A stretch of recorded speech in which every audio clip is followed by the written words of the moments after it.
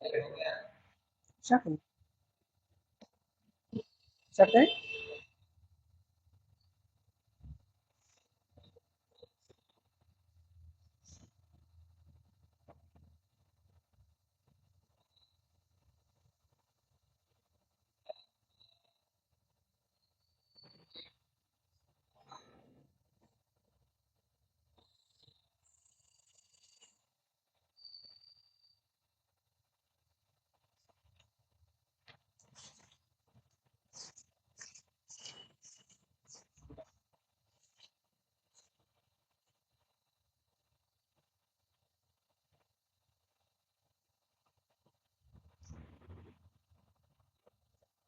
शक है।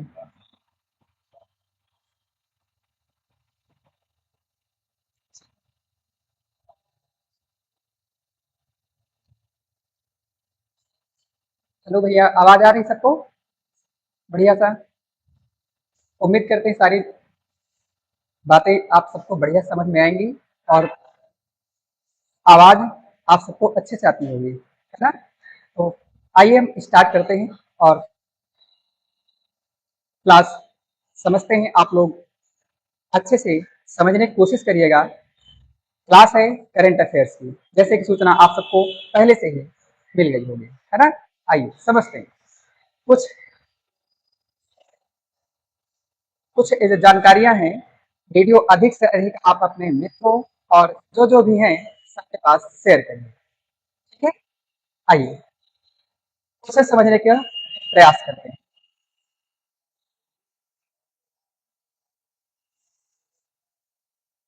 क्वेश्चन समझने का प्रयास करते हैं और क्वेश्चन समझने के लिए सबसे पहले आपको ये जानना आवश्यक है क्वेश्चन है कैसे, ठीक है, और किस आधार पर सेट किए, ठीक है? ये सारे के सारे क्वेश्चन करंट अफेयर्स से हैं और करंट अफेयर्स ये ऐसे क्वेश्चन हैं जो आने वाली प्रतियोगी परीक्षाओं में आप सबको अहम रूप से सामने आएंगे, ठीक है?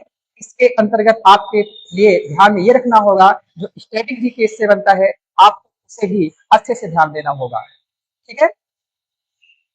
आइए स्टार्ट करते हैं। देखो क्वेश्चन है, फर्स्ट क्वेश्चन लिखा गया है, कहा गया निम्नलिखित में से कौन सा विकल्प सही नहीं। पहली बात तो आपको यहीं पर प्रश्न है कि कोई भी क्वेश्चन लिखा है उसमें कौन सा विकल्प सही है और नहीं है, क्वेश्चन कैसे बनते हैं। तो क्वेश्चन जब आपके पास आएगा तो आएगा कौन सा विकल्प सही है और नहीं है, ये ध्यान देना है। क्योंकि हम आप अच्छे से पढ़ाई करके जाते हैं, पढ़ाई करके जाते हैं तो जब एग्जाम में बैठते हैं तो हम ये ध्यान नहीं देते हैं, नहीं शब्द को ध्यान नहीं देते, और जब नहीं शब्द को आप ध्यान नहीं देते हो तब ये क्वेश्चन गलत होने की पॉसिबिलिटी रहती है। तो आइए समझते हैं। लिखा है निम्नलिखित में से कौन सा विकल्प सही नहीं है, मतलब कौन है ऐसा विकल्प जो सही नहीं है। तो देखिए ये चार विकल्प आपके पास दिए गए हैं, ठीक है? चार विकल्प आपके पास दिए गए हैं।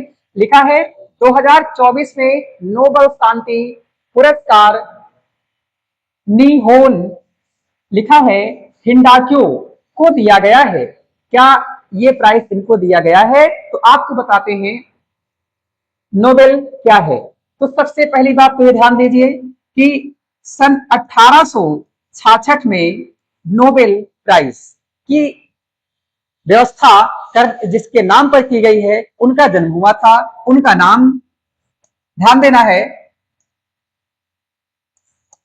उनका नाम क्या है? Alfred Nobel. क्या नाम है? Alfred Nobel. Alfred Nobel. Alfred Nobel ने सर्वप्रथम 1866 में डायनामाइट का की खोज की है। किसकी? डायनामाइट की। ठीक ध्यान देना, कहा जाता है आवश्यकता आविष्कार की जननी होती है, यानी कि जिस चीज की आवश्यकता होती है उसका विकास किया जाता है, यानी इवेंट किया जाता है, आप समझ सकते हैं। तो डायनामाइट का विकास उस समय 1866 में किया गया था। क्यों किया गया था? तो जो मजदूर होते हैं, ये सभी जो पहाड़ आदि होते हैं, इन पे सब पे जो पत्थर होते हैं, पत्थरों को तोड़ने के लिए बेचारे बहुत ज्यादा परेशान होते थे।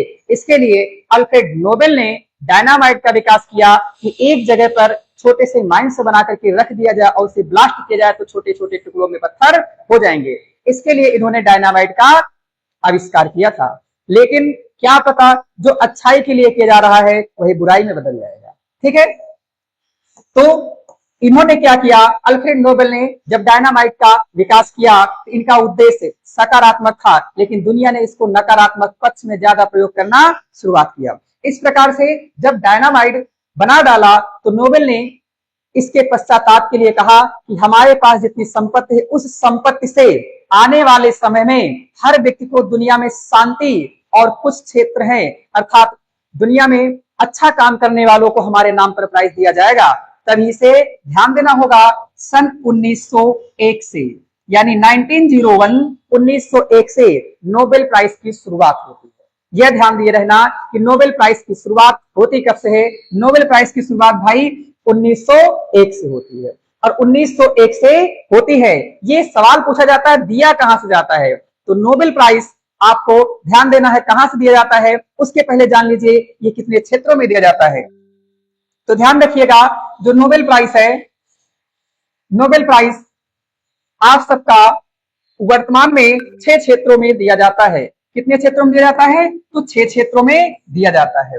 कुछ बातें हैं याद रखने की, 6 क्षेत्रों में कौन कौन से हैं, तो 5 ऐसे क्षेत्र हैं जिनका नाम की शुरुआत एस से होती है। हमेशा ध्यान रखना किससे होती है, एस से। एस से कौन कौन, तो इसमें पहली बात तो 3S है। 3S में कौन कौन, तीनों साइंस हैं। कौन कौन, तीनों साइंस। एक है फिजिक्स, एक है केमिस्ट्री और एक है बायो, यानी जिसे चिकित्सा कहते हैं। क्या कहते हैं, तो उम्मीद करते हैं आपको 3 क्षेत्र तो याद ही हो गए होंगे, फिजिक्स, केमिस्ट्री और चिकित्सा के क्षेत्र में। मेरी बात समझ में आई, ये हो गए। और 2S कौन कौन से हैं, तो 2S आपके ये है कि एक तो नाम है साहित्य। क्या नाम है, साहित्य। ध्यान रखना साहित्य के क्षेत्र में दिया जाता है। और एक है वो है होता है शांति के क्षेत्र में। किसके, शांति के क्षेत्र में नोबेल प्राइज दिया जाता है। और साहित्य के क्षेत्र में अक्सर सवाल पूछा जाता है कि साहित्य के क्षेत्र में सबसे पहले कौन सा भारतीय व्यक्ति था जिसे नोबेल प्राइज मिला। तो ध्यान रखना सबसे पहले 1913 में भारत के व्यक्ति, उनका नाम है रविंद्रनाथ टैगोर। रविंद्रनाथ टैगोर को 1913 में नोबेल प्राइज दिया गया था साहित्य के क्षेत्र में। और ये भारत का नहीं, एशिया का प्रथम नोबेल प्राइज था, यानी एशिया का प्रथम नोबेल प्राइज था जो मिला था रविंद्रनाथ टैगोर जी को। उम्मीद करते हैं ये बात आपको समझ में आई होगी। यहीं से एक स्ट्रेटेजिकल का प्रश्न और भी देख लीजिए। सबसे पहले भारत में फिल्म कौन सी बनी थी, तो सबसे पहले भारत में जो फिल्म बनी थी, ध्यान देना होगा, वो बोली नहीं, वो केवल बोली जा रही थी, उसमें आवाज नहीं थी। उसका नाम क्या था, आप इस बात को जानिएगा। तो नाम होगा एक राजा हरिश्चंद्र। आपने नाम सुना होगा, राजा हरिश्चंद्र जो है ये पहली मूक फिल्म बनती है। ठीक है, और ये ध्यान देना 13 में है, और 13 को जब पलट दिया जाए तो यह 1931 बन जाएगा। 1931 में भारत की पहली बोलती फिल्म आलम आरा बनाई। इस बात को आप इसे ध्यान रखेंगे। उम्मीद करते हैं ये स्ट्रेटेजी के सवाल आपको समझ में आए होंगे। और आइए बात करते हैं शांति की, बात कर लेते हैं। शांति के क्षेत्र में भारत को पहला नोबेल प्राइज 1900 कब हुआ था, 79 में। भारत को पहला नोबेल प्राइज साहित्य के क्षेत्र में 1979 में दिया गया था। किसे, तो ध्यान रखना होगा मदर टेरेसा को दिया गया था। किसको, मदर टेरेसा को दिया गया था। और मदर टेरेसा मूल रूप से उत्तरी मेसिडोनिया की रहने वाली थी। ऑटोमन साम्राज्य का जो क्षेत्र था उत्तरी मेसिडोनिया, ये वहां की रहने वाली थी, और उसमें से ये भारत में आकर के बस गई थी और भारतीय नागरिकता ली थी। इस प्रकार से भारत में पहला शांति के क्षेत्र में नोबेल प्राइज 1979 में आता है। ठीक है, और अभी हाल ही में 2014 में कैलाश सत्यार्थी को दिया गया, और पाकिस्तान के मलाला यूसुफजई नाम की छात्रा को दिया गया था संयुक्त रूप से। तो ये अभी हाल ही का है, आप इस बात को ध्यान रखिएगा। कैलाश सत्यार्थी ने क्या किया है, कैलाश सत्यार्थी ने भारत में बचपन बचाओ आंदोलन चलाया है। ठीक, पेपर में अक्सर पूछा जाता है। उम्मीद करते हैं ये बात आपको समझ में आई होगी। और एक सवाल है, जितने के जितने एक और देखिए, छठवां क्षेत्र कौन सा है? छठवां क्षेत्र है इकोनॉमिक्स का है। किसका? इकोनॉमिक्स का। यानी अर्थशास्त्र का नोबेल पुरस्कार दिया जाता है। इसकी शुरुआत बीआईएमपी है, पहली बार 1968 से होती है। ध्यान रखना, जब नोबेल प्राइज दिए जाने की शुरुआत होती है तो सबसे पहले 5 क्षेत्रों में दिया जाता है। कौन कौन? तीनों साइंस है, याद रखना, साहित्य और शांति है। और जो छठवां क्षेत्र है ये 1968 में जुड़ता है। इस बात को ध्यान रखेंगे, बहुत महत्वपूर्ण क्वेश्चन बनता है भाई यहाँ से। ठीक, तो नोबेल पुरस्कार अर्थशास्त्र के क्षेत्र में कहां से दिया जाता है? ये बड़ा प्रश्न है। कब से स्टार्ट हुआ? 1968 से। अब आइए हम बात कर लेते हैं ये दिए कहां से जाते हैं। ठीक है, तो नोबेल पुरस्कार जो है ये दिए जाते हैं 2 जगहों से। कौन कौन है आइए नहीं समझते हैं। तो नोबेल पुरस्कार 2 जगहों से दिए जाते हैं। एक है नॉर्वे, क्या नाम है? नॉर्वे। नॉर्वे की राजधानी ओस्लो से, नॉर्वे की राजधानी ओस्लो से दिए जाते हैं द नॉर्वेजियन नोबेल कमेटी के द्वारा। इस बात को ध्यान रखना। और यहां से शांति के क्षेत्र का नोबेल पुरस्कार दिया जाता है, बीआईएमपी है। शांति के क्षेत्र का नोबेल पुरस्कार नॉर्वे की राजधानी ओस्लो से दिया जाता है। और जो अन्य पुरस्कार 4-5 बचते हैं वे जो है स्वीडन, कहा? स्वीडन की राजधानी स्टॉकहोम से दिया जाता है, स्टॉकहोम से दिया जाता है। ये उम्मीद करते हैं आपको याद रहेगा। ठीक, ध्यान रखना, नॉर्वे की राजधानी ओस्लो से शांति के क्षेत्र का नोबेल प्राइज दिया जाता है। और अन्य जो 5 क्षेत्र हैं वो स्वीडन की राजधानी स्टॉकहोम से दिए जाते हैं। जो शांति के क्षेत्र को समझ में आया होगा, एक है अर्थशास्त्र का नोबेल पुरस्कार 1968 से स्टार्ट होता है दिया जाना। ठीक है, जो स्वीडन से ही दिया जाता है और बाकी 1901 से शुरुआत होती है। उम्मीद करते हैं ये जानकारी आपको समझ में आई होगी। ठीक है, अब आइए समझते हैं। विकल्प में ध्यान दे लीजिए। 2024 में नोबेल शांति पुरस्कार क्या लिखा है? निहोम, पढ़ लीजिएगा, है ना, निहोम हिडाक्यो को दिया जाता है, को दिया गया है, ये सही है। आगे, निहोन हिडाक्यो एक आयरिश संगठन है। ये दिया किसको जाता है? जो अच्छे काम करते हैं इन क्षेत्रों में, उसमें से व्यक्ति भी हो सकता है और संगठन भी हो सकता है। तो इस संगठन को 2024 में दिया गया था। तो ध्यान रखना, इसमें पूछा कौन सही नहीं है, तो भाई ये आयरिश संगठन नहीं है, ये जापान का संगठन। कहां है? जापान का संगठन है। ये भी पूछा जा सकता है कि शांति के क्षेत्र में नोबेल पुरस्कार किस देश को दिया गया था? तो जापान को दिया गया था। मेरी बात समझ में आ रही? जापान को दिया गया था, ये आयरिश संगठन नहीं है।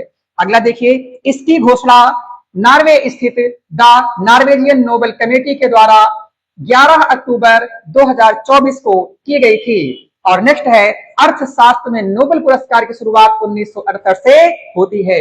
अर्थात ये सभी सही है, लेकिन जो दूसरा है अर्थात ऑप्शन नंबर बी, यह ऑप्शन गलत हो जाएगा, क्योंकि आयरिश नहीं, ये जापान होगा। क्या होगा? जापान में। ओके, अब यहां से थोड़ा सा देख लीजिए, जापान से स्ट्रेटेजी के सवाल कैसे बनते। तो यहां से जापान जब देखोगे तो जापान 4 द्वीपों से, महत्वपूर्ण द्वीपों से मिलकर बना है। ठीक, नाम है हांसो, होकाइडो और क्यूशू और शिकोकू,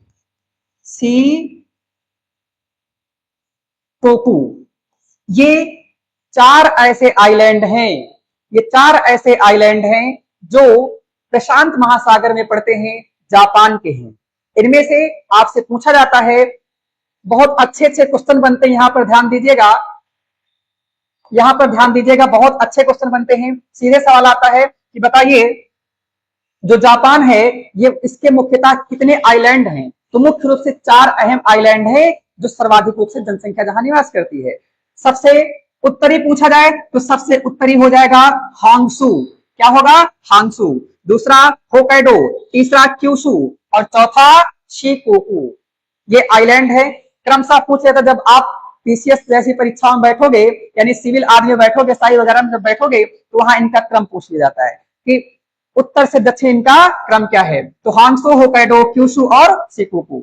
फिर अगला सवाल यह बनता है, बताइए इन आइलैंड का एरिया यानी क्षेत्रफल के अनुसार घटता क्रम क्या है। तो परेशान होने की जरूरत नहीं, सबसे बड़ा पूछे तो सबसे बड़का नाम होकाइडो है, सबसे बड़ा ये नंबर 1 पर आ जाएगा होकाइडो। तो ध्यान रखना, जापान का सबसे बड़ा द्वीप कौन है, होकाइडो है। और सबसे छोटा पूछा जाए तो जो नाम है क्यूशु, क्यूशु लिखोगे सबसे छोटा आएगा, ये सबसे छोटा आइलैंड है। ठीक, इस प्रकार से इनका घटता हुआ क्रम यानी अवरोही क्रम पूछ लिया जाए या इसी को डिक्रीजिंग आर्डर पूछ लिया जाए तो सबसे पहले कौन कौन हो जाएगा होकाइडो। क्या होगा, होकाइडो। और दूसरे नंबर पहले होकाइडो आ जाएगा, इसको उठा के ऊपर रख देना, उसके बाद हांगसू। क्या आ जाएगा, हांगसू, हांगसू हो गया। और उसके बाद जाओगे ये क्यूशु को सबसे नीचे रख देना और बचेगा फिर क्या, उसका नाम है शिकोकू, शिकोकू। और द लास्ट हो जाएगा क्यूशु, क्यूशु। उम्मीद करते हैं ये बात आपको समझ में आएगी। बीआईएमपी क्वेश्चन है कि बताइए जापान के जो सबसे बड़े द्वीप हैं, सबसे बड़े से सबसे छोटे की ओर लगाइए तो होकाइडो लिखने में बड़ा है तो सबसे ऊपर होकाइडो, फिर हांगसू, फिर शिकोकू, फिर क्यूशु। और इन्हीं का उत्तर से दक्षिण पूछ लिया जाए तो ध्यान देना होगा, इसी को उठा करके ऊपर रख देना, हांगसू, होकाइडो, उसके बाद क्यूशु, फिर शिकोकू। याद रहेगा ये कॉन्सेप्ट, आप इसको याद रखे ना, हमेशा आपका कोई भी क्वेश्चन यहाँ से गलत नहीं होगा। ठीक है। और यहाँ से एक स्टेट की जी का एक सवाल बनता है, अभी क्योंकि चर्चा में था, यहाँ के राष्ट्रपति ने अभी हाल ही में अमेरिका के दबाव के चलते अपना इस्तीफा दे दिया है। ठीक है, इस बात को आप ध्यान रखेंगे। ठीक, और यहाँ से आपके कॉन्स्टिट्यूशन में एक सवाल बनता है कि बताइए सबसे पहले हमारे आपके जब आप संविधान पढ़ा जाता है तो हमारे आपके फंडामेंटल ड्यूटीज हैं, फंडामेंटल ड्यूटीज। और फंडामेंटल ड्यूटीज इनको हिंदी में कहते हैं मौलिक, क्या कहते हैं, कर्तव्य। मौलिक कर्तव्य जो होते हैं कि हम अपने राष्ट्र के प्रति कैसा व्यवहार रखें, ये सारी बातें। तो ये पूछा जाता है कि मौलिक कर्तव्य कहां से लिए गए हैं, तो मौलिक कर्तव्य हमने अडॉप्ट किया है यूएसएसआर से। आपके लिए होमवर्क है, यूएसएसआर का पूरा नाम क्या है। ठीक, यूएसएसआर से मैंने जो है भारतीय संविधान में फंडामेंटल ड्यूटीज अडॉप्ट की गई हैं, लेकिन यूएसएसआर ने कहां से लिया है, ये जापान से अडॉप्ट किया है। ठीक है, ये बात आपको ध्यान रखना है बस, और ज्यादा नहीं टाइम बहुत ज्यादा हो जाएगा। ठीक है, यहां तक कोई दिक्कत नहीं।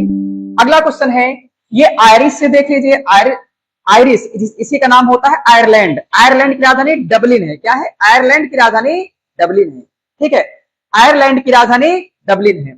जो आयरलैंड है इसी को कहते हैं आयरिश, यहीं से संविधान बनता है। ठीक है, तो यहां से सवाल आता है हमारे आप सबके यहाँ पर डीपीएसपी आता है। क्या आता है, डीपीएसपी, जिसको हम कहते हैं directive principle of state policy.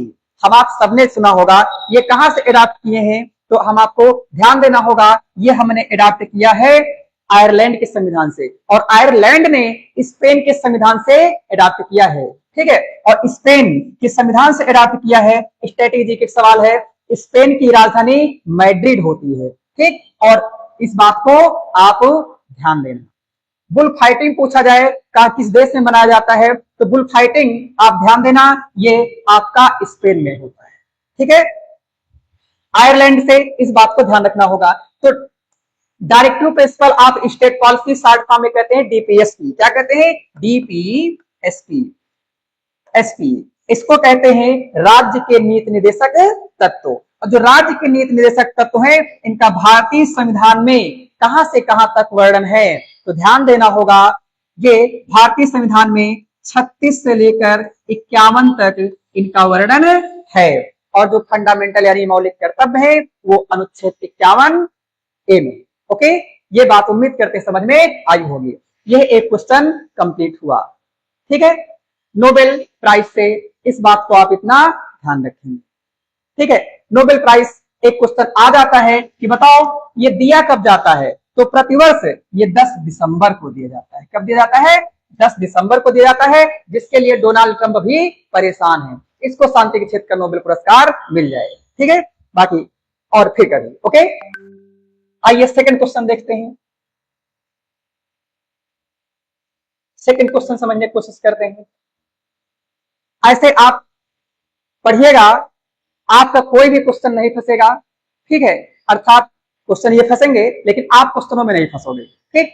Current का हो या स्टैटिक जीके का, इस तरह से पढ़ते हो तो क्या होता है, वनडे में सिलेक्शन होता है, ठीक है। क्योंकि 2 3 4 महीने का हमारे आपके पास टाइम मिलता है, उसमें हर एक सब्जेक्ट को एक तरह डिटेल में पढ़ना पॉसिबल नहीं होता है।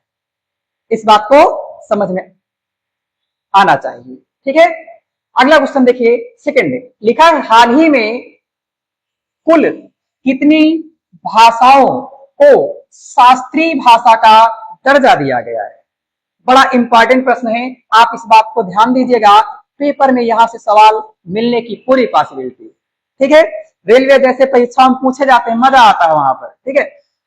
तो कुल मिला के कितनी भाषाएं हैं जो शास्त्रीय भाषाएं हैं, जिन्हें हाल ही में एडॉप्ट किया गया है। तो समझो पहले, इसके लिए क्या करेंगे, शास्त्रीय भाषाओं की संख्या अभी हाल ही में कितनी और जोड़ी गई है। तो ध्यान रखना, पहला ऑप्शन क्या है। देखो ये क्वेश्चन जो भी रहेंगे, हर क्वेश्चन के जो ऑप्शन से ऑप्शन में भी क्वेश्चन रहेगा, ऑप्शन कोई भी अनावश्यक नहीं रहेगा, ठीक है। तो पहला ऑप्शन है 6।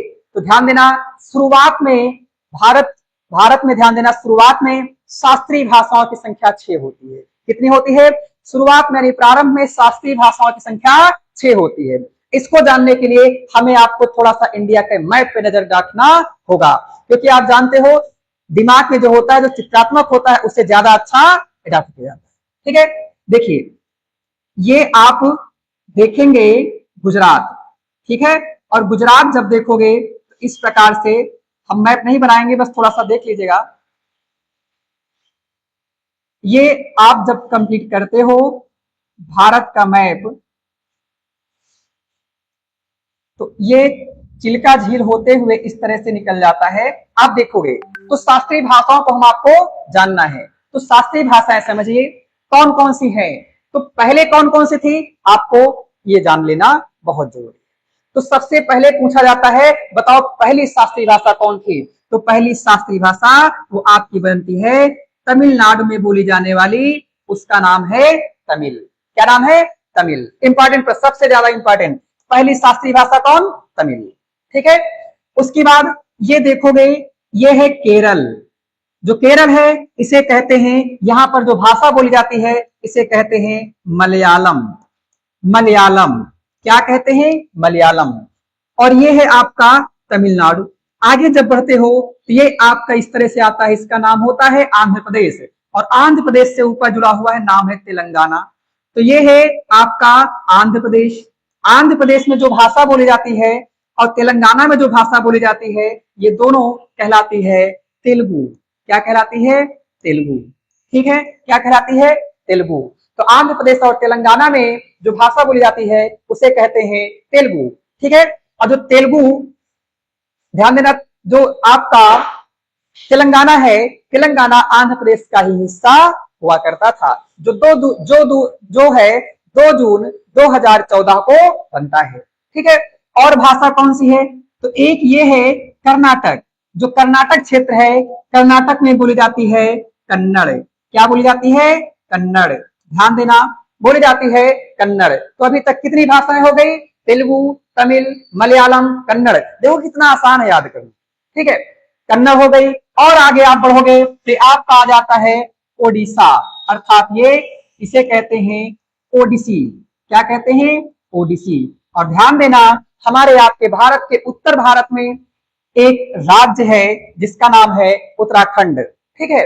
और भी कई राज्य हैं, लेकिन अहम रूप से यहाँ की ऑफिशियल लैंग्वेज है संस्कृत। क्या है, संस्कृत भी यहाँ की ऑफिशियल लैंग्वेज है। तो भाई शुरुआत में शास्त्रीय भाषाओं की संख्या कितनी थी, 6। कौन कौन से, एक है संस्कृत, ओडिसिया, ओडिसी, और तेलुगु, और तमिल, मलयालम और कन्नड़। इन बातों को आप ध्यान रखेंगे, ठीक। और अभी हाल ही में 5 और भाषाओं को दर्जा दिया गया है। तो वो कौन कौन से हैं, तो देखिएगा ये 5 कौन कौन से हैं। तो पहली बात तो ये जानिएगा, महाराष्ट्र में बोली जाने वाली उसे कहते हैं मराठी। क्या कहते हैं? मराठी। मराठी के साथ साथ है प्राकृत, बुद्ध की भाषा, महावीर की स्वामी की भाषा है प्राकृत। ठीक है, मराठी, प्राकृत और बुद्ध की भाषा पाली है। क्या है? पाली है। और जाओगे तो यहाँ पर बंगाल में बोली जाती है, उसे कहते हैं बंगाली। क्या कहते हैं? बंगाली। और असम में जो बोली जाती है उसे कहते हैं असमिया। क्या कहते हैं? असमिया। तो ध्यान दीजिएगा, 1 2 3 4 5 5 भाषाएं ऐसी हैं जिन्हें अभी हाल ही में क्या किया गया है? शास्त्रीय भाषाओं का दर्जा दिया गया। ठीक, तो 2024 में क्या किया गया है? इन्हें शास्त्रीय भाषाओं का दर्जा दिया गया है। तो कोई दिक्कत नहीं है याद करने में। महाराष्ट्र में मराठी, पाली, प्राकृत क्रमशः महावीर और बुद्ध की भाषा है। बंगाल में बंगाली है, असमिया असम में है। ये हो गई 5, ये हो गई। और पहले से कौन कौन है? कन्नड़ कर्नाटक में, मलयालम केरल में, तमिल तमिलनाडु में, और तेलंगाना और आंध्र प्रदेश में तेलुगु, ओडिशा में ओडिसी। इस प्रकार से 6 + 5 = हो जाएगा 11। कितना? 11। 11 ऐसी भाषाएं हैं जो पूरी तरह से वर्तमान में शास्त्रीय भाषाएं हैं। तो इंपॉर्टेंट, शास्त्रीय भाषाओं की संख्या शुरुआत में कितनी थी? 6। हाल ही में कितनी भाषाओं को जोड़ा गया? 5। और टोटल शास्त्रीय भाषाएं कितनी हो गई? वो आंसर हो जाएगा 11। आप इसमें से कोई भी सवाल आए आप फंसिएगा नहीं। ठीक, शुरुआत में 6, सबसे पहली तमिल, फिर उसके बाद अभी हाल ही में 5, कुल मिलाकर के 11। तो भाई शास्त्रीय भाषाओं की बात यहीं से समाप्त होती है। बताइए। हाँ,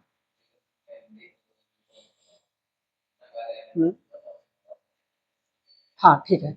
देखो, इनको फिर कभी बात करेंगे। बाकी जितने स्टेट्स हैं हर जगह पर ज्यादातर उनके नाम से ही है। जैसे मणिपुर में मणिपुरी बोली जाती है। ठीक, आप नागालैंड में जाओगे, वहां अभी क्वेश्चन मिल जाए कभी तो बता देंगे। नागालैंड में जाओगे, मिजोरम में जाओगे, मिजोरम में ऐसे कहते हैं मिजो बोली जाती है। बाकी यहाँ पर नागालैंड हो गया, मिजोरम हो गया, इनकी सबकी अधिकांश भाषा आपको इंग्लिश मिलेगी। क्या मिलेगी? इंग्लिश। और धर्म ईसाई मिलेगा। क्या मिलेगा? ईसाई। ठीक है, तो ये सब मिल जाएंगे। अभी जैसे कंप्लीट किया जाएगा एक में पूरा सवाल टाइम में मिल जाएगा ना, इसलिए तो करंट अफेयर्स के हिसाब से भी चलते, बाकी सारी बात हो जाएंगी।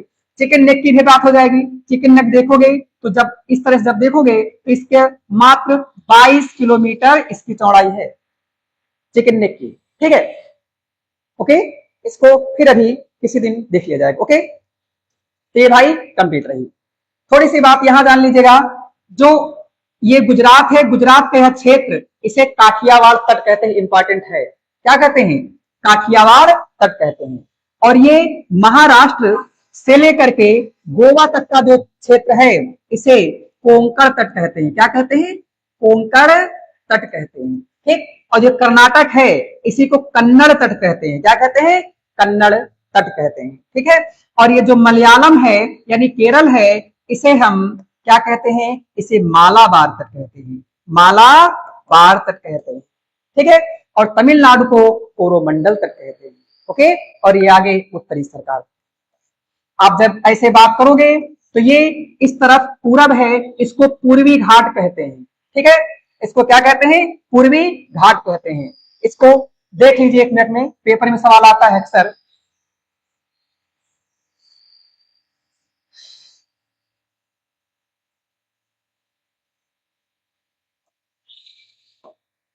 देख लीजिए, जब कभी भी आप मैप देखोगे इस प्रकार से भारत का शार्ट फॉर्म में देख लो। ठीक है, तो ऐसे जब विभाजन करोगे तो इस तरफ का जो क्षेत्र है पूरब कहलाएगा और इस तरफ का क्षेत्र जो है ये आपका पश्चिम कहलाएगा। पूछता है कि जो पूरब में है इसे पूर्वी घाट कहते हैं। क्या कहते हैं? पूर्वी घाट कहते हैं। और जो पूर्वी घाट में पूछता है कितने राज्य हैं, तो समुद्र तट पर राज्य कितने हैं ये जान लो। समुद्र तट पर राज्य कितने हैं तो जान लीजिएगा, ये गुजरात है, फिर महाराष्ट्र है MH, फिर गोवा है, फिर कर्नाटक है, और फिर केरल है KRL। ठीक है, फिर है तमिलनाडु, और फिर है आपका आंध्र प्रदेश, फिर है ओडिशा, और फिर है आपका वेस्ट बंगाल। मेरी बात समझ में आई? तो आपसे कभी पूछा जाए कि बताइए पूर्वी तट पर कितने देश, डायरेक्ट सवाल आता है, पूर्वी तट पर कितने राज्य हैं भारत के, तो पूर्वी तट पर कितने राज्य हैं, 1 2 3 4, कितने राज्य हैं, 4। तो पश्चिमी तट पर कितने हैं, 1 2 3 4 5। और कुल मिलाकर के पूछता जाता है, सब समुद्र से जुड़े हुए हैं। फिर पूछता है कि बताइए भारत में कुल मिलाकर समुद्र तटीय राज्यों की संख्या कितनी है, तो आंसर हो जाएगा 5 + 4 = 9। जैसे प्रश्न वैसे उत्तर। ओके, ध्यान देना। और जब भारत का पूछा जाता है विभाजन, तो भारत पश्चिम की तरफ ज्यादा ऊंचा है और इस तरफ ज्यादा डाउन है। इस प्रकार से इसकी स्थिति इस प्रकार से बनती है। तो पश्चिम से पूरब में जाएंगे तो भारत का ढलान घटता जाएगा, यानी ढलान बढ़ता जाएगा। इसीलिए जो भारत की अधिकांश नदियां हैं साउथ इंडिया की, वो पश्चिम से पूरब की ओर बहती हैं। ठीक है, कुछ ही नदियां हैं जो इधर इस तरफ को बहती हैं। ठीक है, ये फिर कभी नेक्स्ट क्वेश्चन में। ओके, चलिए सेकंड क्वेश्चन देखते हैं। हो गया, थर्ड क्वेश्चन की हम बात करते हैं। देखिए थर्ड क्वेश्चन क्या है, कहा गया राष्ट्रीय बीज कांग्रेस के 13वें संस्करण का आयोजन नवंबर 2024 में कहां पर किया गया। यह इंपॉर्टेंट क्वेश्चन है, देखिएगा। तो इसका आंसर आप लगाएंगे वाराणसी। क्या होगा, वाराणसी। देखो, भारत में चावल की खेती को बढ़ावा देने के लिए इसका आयोजन किया गया है। इसमें उन्नत उन्नत किस्म के जो है क्या है, बीज है। इनके सब के लिए अभी हम बात करते हैं। आइए एक एक बात कर लेते हैं। उन्नाव की बात कर लेते हैं। सबसे पहली बात, उन्नाव क्या होता है। उन्नाव में अभी हाल ही में मुख्यमंत्री योगी आदित्यनाथ जी ने भारत की पहली एआई का मतलब आर्टिफिशियल इंटेलिजेंस तकनीकी पर आधारित एक यूनिवर्सिटी का उद्घाटन किया है। ठीक है, और वह यूनिवर्सिटी का नाम है चंडीगढ़ यूनिवर्सिटी। क्या नाम है, चंडीगढ़ यूनिवर्सिटी। पेपर में सवाल आ सकता है, नहीं आएगा ही, क्योंकि ऐसे क्वेश्चन बड़े इंपॉर्टेंट होते हैं। चंडीगढ़ यूनिवर्सिटी कहाँ है, तो चंडीगढ़ यूनिवर्सिटी ना तो पंजाब में है और ना ही चंडीगढ़ में है, ना ही हरियाणा में है, ये आपके उत्तर प्रदेश में है। और उत्तर प्रदेश के अंदर जाओगे तो आपका ये उन्नाव में पड़ता है। कहां पड़ेगा, उन्नाव में। इस प्रकार से आप इसको ध्यान देंगे। तो एआई तकनीकी पर आधारित भारत का पहला यूनिवर्सिटी कहां बनाई गई, जिसका नाम चंडीगढ़ यूनिवर्सिटी है, ये उन्नाव जिले में बनाई गई है। और आपसे पूछा जाएगा एआईसीटी, या फिर इसको पूछा जाए तो ये आपका लखनऊ आएगा। लेकिन एआई यूनिवर्सिटी जो चंडीगढ़ यूनिवर्सिटी के नाम से जानी जाती है, भारत की पहली है, उत्तर प्रदेश के उन्नाव में बनाई गई। ठीक है, लखनऊ देख लीजिए। लखनऊ की बात कर लेते हैं। लखनऊ में बहुत सारे क्वेश्चन यहां से बनते हैं। पहली बात तो ये राजधानी ही है। ठीक है, ये राजधानी ही है और बहुत सारे से इसको फिर करिए। कानपुर, इसे उत्तर भारत का मानचेस्टर कहते हैं। क्या कहते हैं, इसे उत्तर भारत का मानचेस्टर कहते हैं। ध्यान रखना, उत्तर भारत का मानचेस्टर कानपुर को कहा जाता है और दक्षिण भारत का मानचेस्टर कोयम्बटूर को कहा जाता है। ठीक है, और भारत का मानचेस्टर अहमदाबाद कहा जाता है। मानचेस्टर क्या है, मानचेस्टर इंग्लैंड का एक शहर है। ठीक है, इस बात को बस इतना ध्यान देना और ज्यादा कुछ नहीं। नेक्स्ट है वाराणसी। वाराणसी की हम बात कर लेते हैं। वाराणसी में पहली बात तो इसे दुनिया के सबसे प्राचीनतम नगरों में से एक माना जाता है, पहली बात। ठीक है, इसे सांस्कृतिक राजधानी कहते हैं। भारत की सांस्कृतिक राजधानी किसे कहते हैं, ध्यान रखना होगा। वाराणसी कहते हैं। दुनिया की सांस्कृतिक राजधानी किसे कहते हैं, आप कमेंट करके बताइएगा। ठीक, वाराणसी में क्या क्या है, तो पहली बात तो आपसे पूछा जाए साग भाजी अनुसंधान संस्थान केंद्र कहाँ है, तो भैया एमपी। साग भाजी या सब्जी अनुसंधान केंद्र कहाँ है, तो आप इसको कहेंगे शॉर्ट फॉर्म में vegetable research centre, Indian institute for vegetable research centre. ये कहाँ है, ये आपका वाराणसी में। इसे आप याद रखे रहेंगे। और कानपुर में क्या है, कानपुर में ध्यान देना होगा, यहां पर दलहन अनुसंधान केंद्र है। क्या, दलहन अनुसंधान केंद्र है। ठीक है, दलहन अनुसंधान केंद्र है, यानी भारतीय दलहन अनुसंधान केंद्र, इंडियन पल्स रिसर्च सेंटर, आईपीआरसी। ठीक है, सारडफा में आ जाता है मिलान करने को, ध्यान रखना। तो दलहन अनुसंधान केंद्र कहाँ है? कानपुर में। ठीक है, इस बात को ध्यान रखेंगे। और इसी तरह एक आता है लखनऊ में, क्या है? लखनऊ में गन्ना अनुसंधान केंद्र है। ठीक है, sugar cane research centre, ISRC, भारतीय गन्ना अनुसंधान केंद्र। भारतीय गन्ना अनुसंधान केंद्र कहाँ है? तो लखनऊ में है। लेकिन आपसे पूछा जाए गन्ना प्रजनन केंद्र कहाँ है? तो गन्ना प्रजनन केंद्र यानी गन्ना प्रजनन केंद्र ये आपका तमिलनाडु में है। क्या है? ये गन्ना अनुसंधान केंद्र आपका लखनऊ में है, इसे आप ध्यान दीजिएगा। ठीक है, लेकिन गन्ना प्रजनन केंद्र कहाँ है? तमिलनाडु में। ठीक है, जिसे कोयम्बटूर कहेंगे। ओके, ये बात आप सभी ध्यान रखें। आगे बढ़ते हैं, ये बहुत सारा लग जाएगा टाइम। ठीक भाई, नेक्स्ट क्वेश्चन देखिए, चौथा क्वेश्चन है भारतीय चावल अनुसंधान केंद्र कहाँ है? तो भारतीय चावल अनुसंधान केंद्र, यहां से 3 सवाल आपको अहम रूप से इंपॉर्टेंट है। कौन कौन से? तो ध्यान देना, 3 सवाल कौन कौन से इंपॉर्टेंट है जो चावल से बनते हैं। पहला है अंतरराष्ट्रीय चावल अनुसंधान केंद्र कहाँ है? कौन? अंतरराष्ट्रीय चावल अनुसंधान केंद्र। और एक है भारतीय चावल अनुसंधान केंद्र, और एक है राष्ट्रीय चावल अनुसंधान केंद्र। इंपॉर्टेंट है। तो देखिए, हम चावल की बात करते हैं, चावल अनुसंधान केंद्र, जिनमें से एक आपका आएगा अंतरराष्ट्रीय अंतरराष्ट्रीय अंतरराष्ट्रीय चावल अनुसंधान केंद्र कहाँ है? तो फिलीपींस की राजधानी मनीला में है। फिलीपींस की राजधानी मनीला में है। ठीक है, नाम है फिलीपींस। फिलीपींस, इसको फिलिस्तीन मत करना, फिलीपींस करना। ठीक है, फिलीपींस की राजधानी मनीला में है। और ध्यान रखना, फिलीपींस से ही अंतरराष्ट्रीय रूप से एक रमन मैग्सेसे पुरस्कार दिया जाता है। जो रमन मैग्सेसे पुरस्कार है, इसे एशिया का नोबेल कहते हैं। इस बात को ध्यान रखना, जो पत्रकारिता के क्षेत्र में दिया जाता है।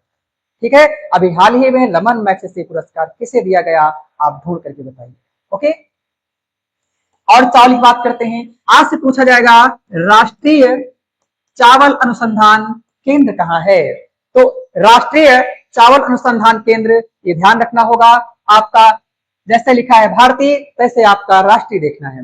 राष्ट्रीय चावल अनुसंधान केंद्र कहाँ है?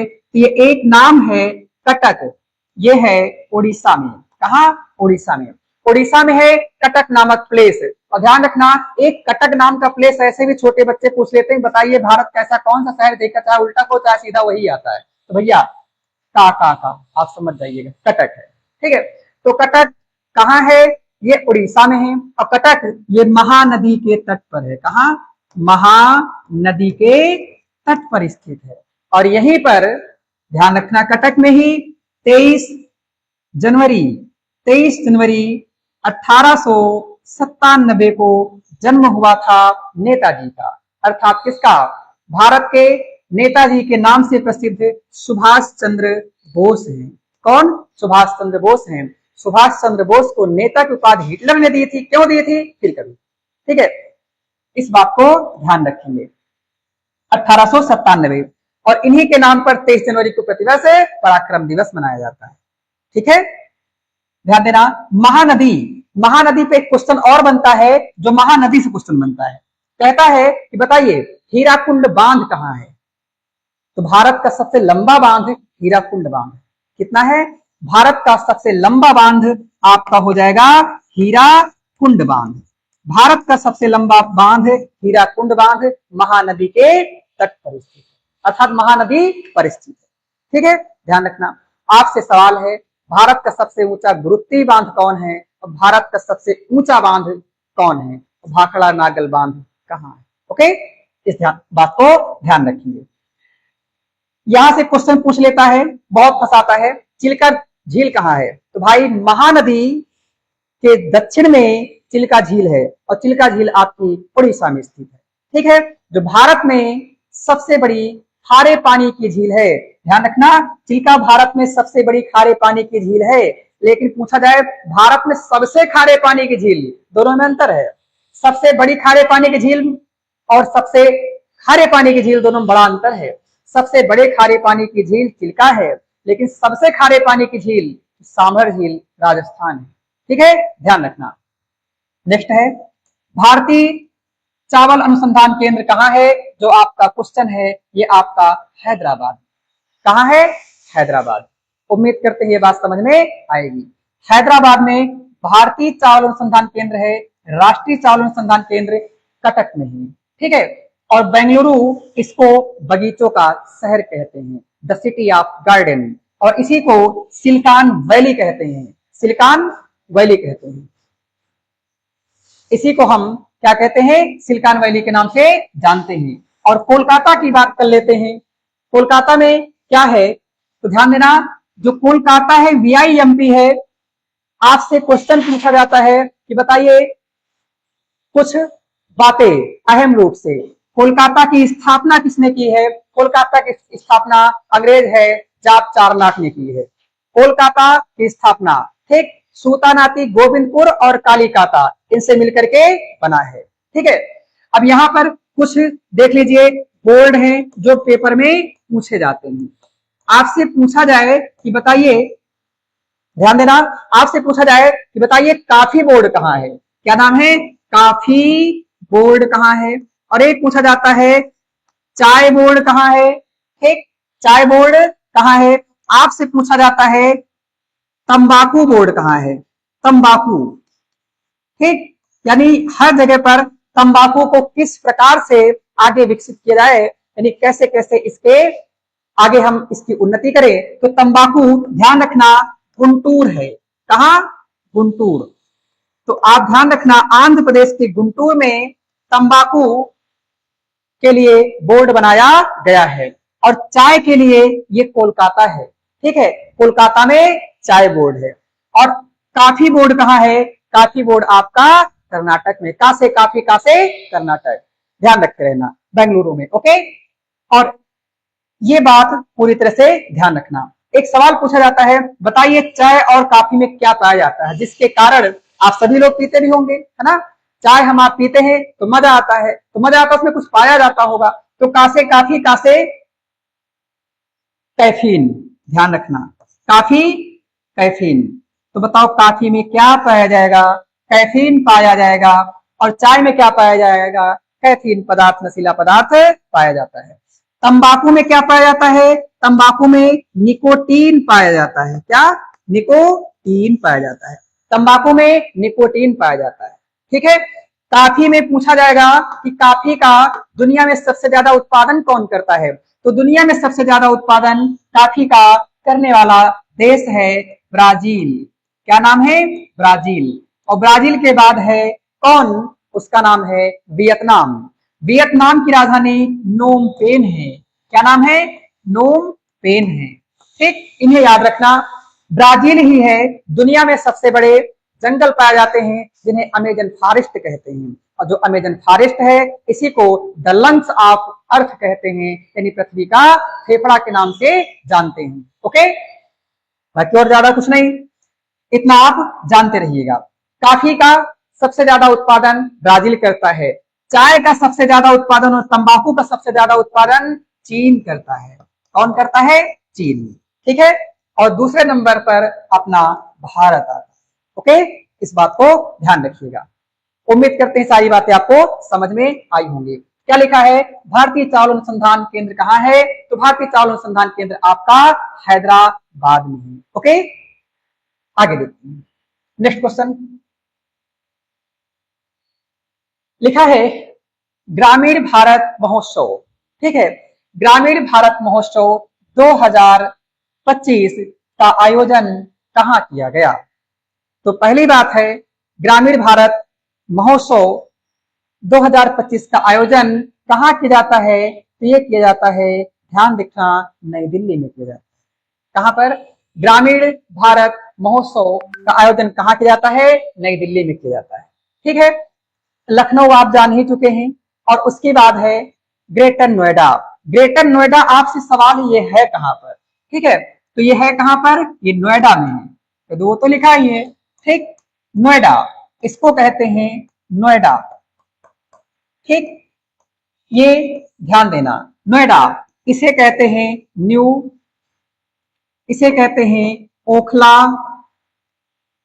न्यू ओखला, इसे कहते हैं इंडस्ट्रियल, इंडस्ट्रियल, इसे कहते हैं डेवलपमेंट, डेवलपमेंट, इसे कहते हैं अथॉरिटी।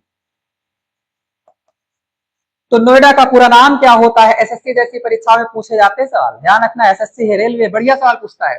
नोएडा का पूरा नाम क्या है? New Okhla industrial development authority. और ये है कहां पर? तो भाई ये कोई जिला नहीं है यूपी का, ठीक है। ये उत्तर प्रदेश के गौतम बुद्ध जिले में है। कहा? ये उत्तर प्रदेश के गौतम बुद्ध, गौतम बुद्ध नगर आपने सुना होगा, गौतम बुद्ध नगर नाम सुना होगा। ये दिल्ली के सबसे निकट है, ठीक है। और ये एक ऐसा उत्तर प्रदेश का जिला है जो उत्तर प्रदेश का सबसे ज्यादा साक्षर यानी पढ़ा लिखा जिला है। सर्वाधिक साक्षर जिला कौन है? तो ध्यान देना, कौन है? गौतम बुद्ध नगर, ठीक है। आपको एक सवाल यहां से बता देते हैं, हमेशा ध्यान रखना, पेपर में पूछा जाता है कि बताइए उत्तर प्रदेश का सबसे ज्यादा पढ़ा लिखा जिला कौन सा है? गौतम बुद्ध नगर। गौतम बुद्ध को परिचय की हमें जरूरत नहीं है, आप अच्छी तरह जानते हैं गौतम बुद्ध कौन है। तो भगवान गौतम बुद्ध को देखा होगा, इनके नाम पर जो जिला पड़ा है वो सबसे ज्यादा पढ़ा लिखा है। लेकिन भगवान गौतम बुद्ध सबसे ज्यादा जहां पर समय बिताए हैं, नाम है आपके बगल में श्रावस्ती। क्या नाम है? श्रावस्ती। श्रावस्ती आज के समय में सबसे कम पढ़ा लिखा जिला है 2011 के जनगणना के अनुसार, तो डाटा तो भी वही चल रहा है। तो सबसे ज्यादा पढ़ा लिखा जिला कौन है? गौतम बुद्ध नगर। सबसे कम पढ़ा लिखा जिला कौन है? श्रावस्ती। और श्रावस्ती से थोड़ा ज्यादा पढ़ा लिखा कौन है? आप वह है जहां आप बैठे हैं, ठीक है। इस बात को आप ध्यान रखेंगे। श्रावस्ती में सबसे ज्यादा बुद्ध ने अपना समय बिताया है, सबसे ज्यादा वर्षावास यहीं भी बिताया है, सबसे ज्यादा स्टूडेंट भी बुद्ध के कहां हैं? ध्यान रखना, श्रावस्ती में, ठीक। ये बात आपको समझ में आई होगी। लिखा है जयपुर, जयपुर को पिंक सिटी कहते हैं। क्या कहते हैं? Pink city. आप इसे अच्छे जानते हैं। चलिए अगला क्वेश्चन देखते हैं, ओके। नेक्स्ट क्वेश्चन है ग्रामीण भारत महोत्सव, उसी से बना हुआ है वीआईएमपी क्वेश्चन। इस बार यूपीपीसीएस के लिए वीआईएमपी क्वेश्चन है, जो 12 अक्टूबर को परीक्षा, ध्यान रखना 12 अक्टूबर को परीक्षा की वीआईएमपी क्वेश्चन है। ग्रामीण भारत महोत्सव 2025 के संदर्भ में विचार कीजिए। विचार करना है, विचार करने का मतलब यह है कौन सही है कौन गलत है, क्या करना है, इन सब चीजों को देखना है, ठीक है। लिखा है इसका उद्घाटन गृह मंत्री अमित शाह ने किया था। इसका उद्घाटन आपको उम्मीद है गृह मंत्री अमित शाह करेंगे। भैया एक कहीं ओवरब्रिज होता है तो उसका उद्घाटन मोदी जी करने जाते हैं, ठीक है। तो ध्यान रखना, लगभग अगर आपको न पता है उद्घाटन की बात तो उम्मीद करना मोदी जी को लगा देना, ठीक है। तो इसको देखिए, अमित शाह ने नहीं, इसको पीएम मोदी जी ने किया था। इस प्रकार से आप ध्यान रखेंगे। तो पहला ही स्टेटमेंट क्या है? गलत है। अब देखो इसमें ऑप्शन बढ़िया है। लिखा है केवल पहला सही नहीं है, केवल पहला सही नहीं है, केवल पहला सही नहीं है, अभी तक ये सही है। और आगे चेक करते हैं, आगे इसका आयोजन, और जैसे इसमें और तो कहीं है ही नहीं। लिखा है 1 और 3 सही नहीं, इसमें आप फंस सकते हैं। इसमें देखो लिखा है केवल पहला सही नहीं है ना, यानी पहला सही नहीं है। इसमें कहीं 1 नंबर लिखा है? नहीं लिखा, इसलिए इसको हटा ही देंगे, कोई रिमार्क नहीं लगाएंगे। इसमें 1 नंबर नहीं लिखा है, हटा देंगे, कोई रिमार्क नहीं लगाएंगे, ठीक है। इन क्वेश्चन को एलिमिनेट करके निकाला जाता है, बहुत आसान होते हैं। अगला है इसका आयोजन भारत मंडपम नई दिल्ली में किया गया। भैया अभी तो बताए नई दिल्ली में ही किया गया ना, अर्थात दूसरा सही है, 2 नंबर सही है। तो लिखा क्या है? देखो लिखा है केवल 2 सही है, 1 4 1 3 4 सही नहीं है, अभी आप फंसे हैं। अगला देखिए, इसका मुख्य विषय विकसित भारत 2047 के लिए एक समावेशी ग्रामीण भारत का निर्माण करना। अगला देखिए, इसका आदर्श वाक्य गांव बढ़े तो देश बढ़े। वीआईएमपी क्वेश्चन है। तो भाई ग्रामीण भारत महोत्सव 2025 जो है, इसका आदर्श वाक्य क्या था? इसका आदर्श वाक्य गांव बढ़े तो देश बढ़े। और ध्यान रखें महात्मा गांधी ने बहुत पहले बोल दिया था, महात्मा गांधी ने कहा था अगर भारत का विकास करना है हमें गांवों की ओर ध्यान देना होगा। ठीक है, क्योंकि उन्होंने कहा था कि जो भारत की आत्मा है वो गांव में बसती है। ठीक है, उसका उद्घोष अब बनाया गया है। ठीक है, तो गांव बढ़े तो देश बढ़े, और रियल में जब गांव का डेवलपमेंट होगा तभी तो देश बढ़ेगा। गांव बढ़े, डेवलपमेंट होगा, शहरों की ओर आबादियां बढ़ेंगी, इस प्रकार धीरे करके विकास होगा। बहुत सारे मापदंड होते हैं। तो भाई चौथा तो सही है।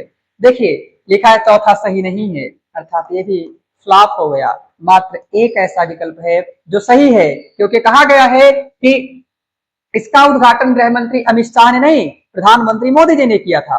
इस प्रकार से कहा गया पहला स्टेटमेंट गलत है ना, और इसमें कहा ही तो गया है केवल एक सही नहीं है, कहा गया है ना, तो ये सही है। क्यों? क्योंकि अगले वाले में इसमें भी है, लेकिन ये 3 और 4 आपके सही है, लेकिन कहा गया सही नहीं है, इसलिए ये है ऑप्शन भी कट हो गया। ठीक, इस सवाल में ऑप्शन में खेल है। ठीक है, तो ध्यान देना, सिविल वगैरह में ऑप्शन में खेला जाता है, क्वेश्चन तो लगा ही लेते। ठीक भाई, इस प्रकार से इसको याद रखना। विकसित भारत 2047 के लिए समावेशी ग्रामीण भारत का निर्माण करना। ठीक है, आप जानते हैं कि विकसित भारत को 2047 तक विकसित राष्ट्र बनाना है। ओके, ये बात उम्मीद करते हैं आपको समझ में आई होगी। चलिए नेक्स्ट क्वेश्चन।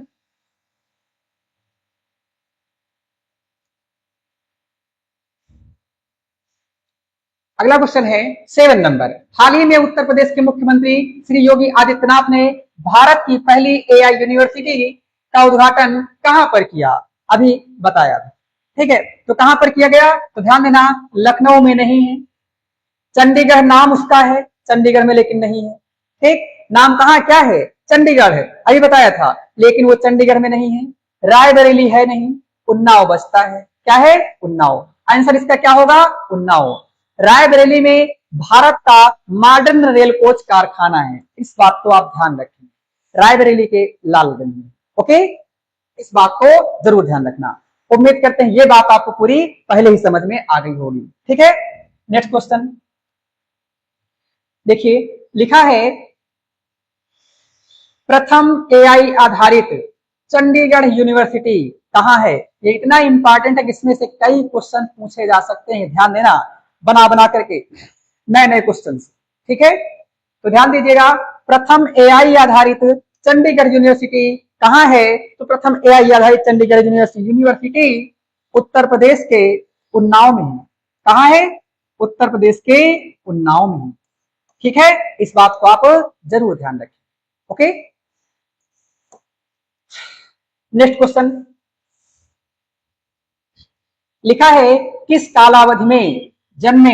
ये क्वेश्चन वीआईएमपी है, आपको पेपर में मिलेगा, आप आगामी परीक्षाओं में बैठोगे ये पेपर में मिलेगा। ये इकोनॉमिक्स का प्रश्न कहां है? इकोनॉमिक्स का प्रश्न है, और अभी हाल ही में चर्चा में, इतना चर्चा में है कि आप समझ जाइएगा ये हर जगह आने वाले परीक्षाओं में पर्चा में। ठीक, समझिए क्या है। लिखा है किस कालावधि में जन्मे लोगों को, अभी नेपाल में हिंसा हुई है, आपने सब सुना है ना, उसे कहा गया जेनजी। अरे जेनजी नहीं है, जेनजेड है। इस जेन का मतलब होता है डिजिटल नेटिव, इसी का दूसरा नाम है जनरेशन जेड कहते हैं, जेनजेड का मतलब। ठीक, यानी जनरेशन जेड। ठीक है, इसी का दूसरा नाम डिजिटल नेटिव, यानी एक ऐसा समय जिसका बच्चा डिजिटली है, डिजिटलीकृत जो है, अर्थात हर बच्चा सोशल मीडिया आदि से जुड़ा हुआ है। ठीक है, ध्यान देना, तो कौन है? तो इसको देखिएगा, आपको मैं बता दूं, जनरेशन एक्स है, जनरेशन, ये कुछ भी पूछा जा सकता है, जनरेशन वाई है, ठीक है, और जनरेशन जेड है। ठीक, और आगे जनरेशन अल्फा है, आगे जनरेशन बीटा है, इस प्रकार से। ठीक है, तो ध्यान दीजिएगा, सबसे पहली बात तो वर्तमान में 1997 से लेकर के 2012 तक के बीच में जो पैदा हुए लोग हैं, यानी जिनका बर्थडे 1997 से 2012 के बीच में है, इन्हें जनरेशन जेड कहा जाता है। क्या कहा जाता है? जनरेशन जेड कहा जाता है, यानी जेनजी कहा जाता है। ठीक है, और इसके पहले जो पैदा हुए हैं 1981 से लेकर के 1996 तक, 1981 से 1996 तक के जो पैदा हुए लोग हैं उनको जनरेशन वाई कहा जाता है। क्या कहा जाता है? Generation Y. देखिएगा, जनरेशन वाई 1981 से लेकर के 1996 तक के लोगों को कहा जाता है, और जनरेशन जेड 1997 से लेकर के 2012 तक के लोगों को बोला जाता है। ठीक है, और आप जानिएगा कि आप किस जनरेशन में आते हैं, आप जानिएगा। ठीक है, और जनरेशन एक्स किसे कहा जाता है? तो 1965 से लेकर के 1980, यानी 1965 से लेकर के 1980 तक के बीच में जो पैदा हुए लोग हैं इन्हें जनरेशन एक्स कहा जाता है। इकोनॉमिक्स का क्वेश्चन है। ठीक है, इसे ध्यान रखना, और देखा जाए तो इनमें सब में 15-15 साल का अंतर है, अर्थात सभी 15-15 साल है। ठीक है, अब वर्तमान में क्या चल रहा है? जैसे 1997 के बाद 2012 आया, अब 2012 से क्या हुआ तो ध्यान देना, 2012 से लेकर के 2027 तक के बच्चों को कहा जाएगा जनरेशन अल्फा। क्या कहा जाता है? Generation alpha. और फिर जनरेशन बीटा जो है 2028 से लेकर के सन 2039 तक के जो लोग हैं इनको जनरेशन बीटा कहा जाएगा। ठीक है, तो वर्तमान में कौन सी जनरेशन चल रही है अब आपको समझ में आया होगा। वर्तमान में जनरेशन अल्फा का समय चल रहा है। ठीक है, ये इंपॉर्टेंट है, ये तीनों अहम रूप से याद रखे रहना। ठीक है, जनरेशन जेड 1997 से लेकर के 2012 तक के बीच में जो पैदा हुए लोग हैं इनको कहा जाता है। ओके, ये बात आप सबको समझ में आई होगी। ठीक है, और अभी हाल ही में नेपाल में हिंसा हुई है, आप सब लोग जानते ही होंगे। ठीक है, नेपाल से बहुत सारे क्वेश्चन आपसे पूछे जाएंगे। पूछा जाएगा नेपाल से कितने ऐसे स्टेट हैं भारत के जो नेपाल को की सीमा को टच करते हैं। ठीक है, तो ध्यान देना होगा आपका यूके, क्योंकि आप जब देखोगे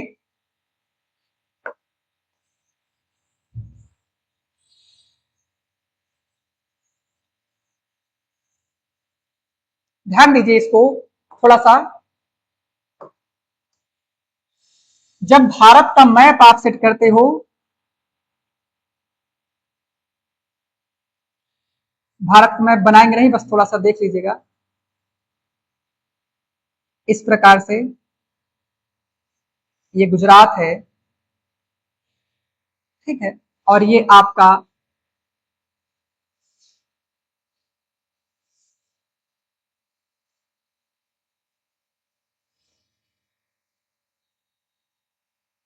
आप इस प्रकार जब देखते हैं कि आपका नेपाल बनता है,